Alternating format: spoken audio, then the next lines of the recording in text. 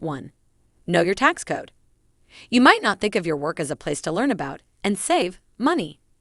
But understanding every bit of information on your payslip can give you a great insight into your money, how it's treated, and why it's key to know your tax code to make sure you're being paid the right amount.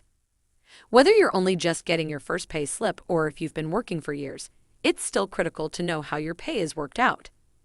Your pay slip contains valuable information, including your payroll number, your gross and net pay, and normally your tax code too. At first glance, your tax code might look like a random series of numbers and letters, but it's actually a set of instructions used by your employer to work out how much tax to deduct from your wages before they land in your bank account. Different people have different tax codes depending on their circumstances, how much you earn, for example, or if you're self-employed. So if you pay tax through the pay-as-you-earn pay system, your tax code tells your employer how much to take, and even the tiniest of mistakes can leave you hundreds of dollars negative. But first, why might your tax code be wrong? You may ask, if you change jobs midway through the tax year, you might pay the wrong amount of tax, or if you have a work benefit such as a company car, have rental income, or have retired. As well as your all-important tax code and payslip, it's key to make sure you're being paid what you're entitled to if you're earning at a level close to the minimum wage. And if you find yourself faced with redundancy, it'll help to know your rights on the size of any payout, your legal position, any benefits or tax credits or tax rebate. 2. Protect yourself against fraud.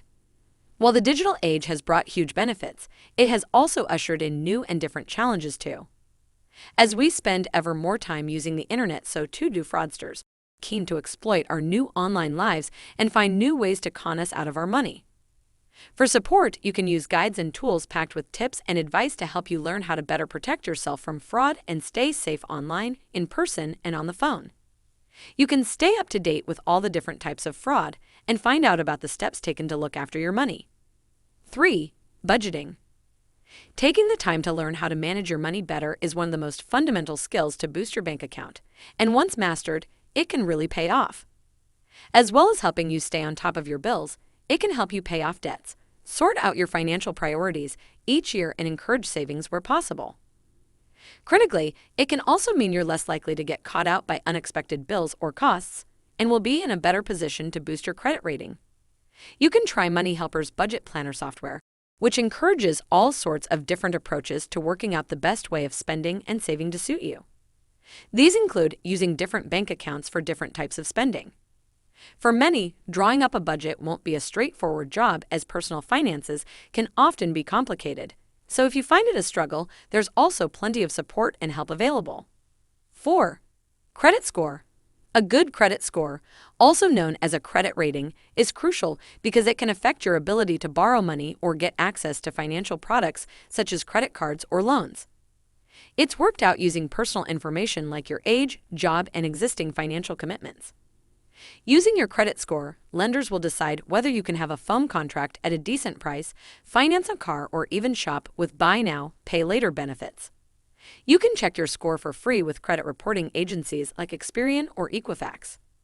If you don't have a credit history, it makes it much harder for lenders to trust that you'll be able to pay back what you've borrowed. You've plenty of ways to improve your score, including ensuring you're on the electoral register, always paying your bills promptly, or, if you have a generally poor score, considering a so-called credit builder card to gradually prove you're worthy of being given credit. 5. Get the best deals. Saving money isn't just a matter of being able to put cash aside when you can, though it always helps. It's also about getting the best deal or tariff you possibly can on any of your household goods or services. For example, whether it's choosing an electricity or gas supplier, insurer, mortgage, broadband, or mobile phone, always do your research to ensure you don't pay more than you need to. Thankfully, there are plenty of switching services which can help you to lower your costs, often with guides galore to advise you on the right deal to suit you.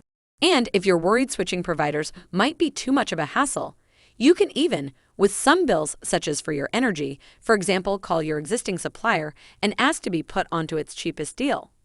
This way, you could save hundreds. Or, to take it further, if you move from a standard energy tariff to a more competitive short-term fix with the same supplier, you could save on your bills.